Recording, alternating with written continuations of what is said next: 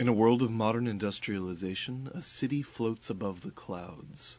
Between its dark skyscrapers and dirty factories stands a memory of the past. In this city, deserted by nature, this twisted wreck overgrown by vegetation stands alone.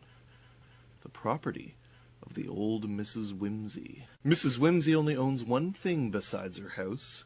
She also owns the only peach tree in the entire city.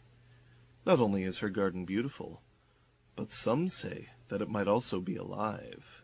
This tends to attract thieves, and regularly a thief would sneak into her yard. This one spotted one of the juiciest peaches he ever saw.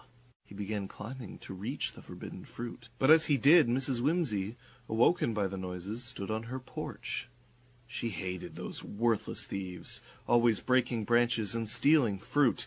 So with a smile she pressed her big red button. Liquid began to flow through the pipes that led to her beloved tree, and it suddenly became alive. Its branches closed tight to form a sturdy prison. She laughed all the way to the tree. She then repeated what she always said to those worthless thieves. "So you think you can steal from me? That peach you got there will be $20. You better pay, or I leave you to rot up there." Trapped, the thief had no choice but to pay. And being an honest woman, Mrs. Whimzy released her prisoner, then crept back into her bed. Every night the Grim Reaper roams the streets, doing his job, taking away those who have done their time. The spectre of death is still out in the early hours of the morning. Hastily, he finds his next client. He wakes up the poor homeless man, and after a quick check of his notes, he takes the man's life with a flick of a wrist. As the day breaks, the Grim Reaper checks his notes and heads for his next client's house. Mrs. Whimzy, to be precise. The cold hand of death closed into a fist and knocked on the lady's door. "Who could be rude enough to wake me up so early?" said Mrs. Whimzy, as she crept out of bed, reaching for her glasses. She walked to the door, unaware of the identity of her visitor, and as the door opened, she dropped to the ground in fear. The spectre of death took a step inside, but as he was about to verify his notes, Mrs. Whimzy whispered, "Oh dear, my time has come, and I won't try to escape my fate, but please grant me one last wish. Before I die, I would like one last juicy, tasty peach." It is well known that death will grant any reasonable last request.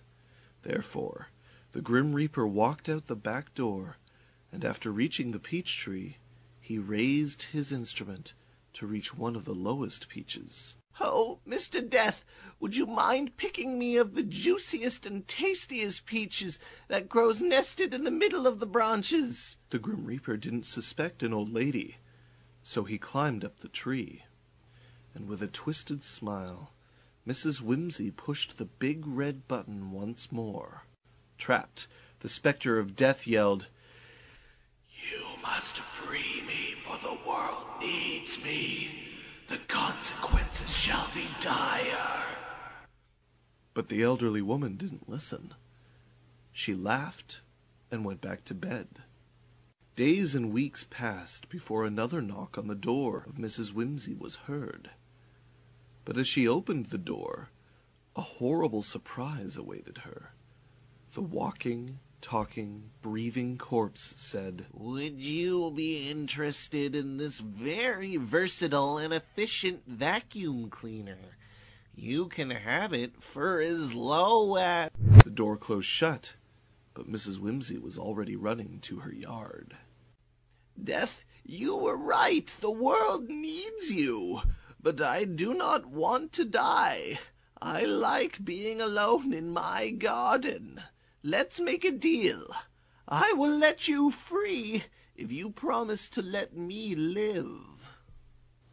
Death thought about it and answered, "I will only come back on the moment of your choosing, but eventually we all have to die." Without wasting any more time, Mrs. Whimsy let the Grim Reaper free, and since he was an honest spirit, he respected his promise and went to do his business. The world was in dire need of his help, but at least he was back to work. Things went back to normal, and Mrs. Whimsy, she's still around, taking care of her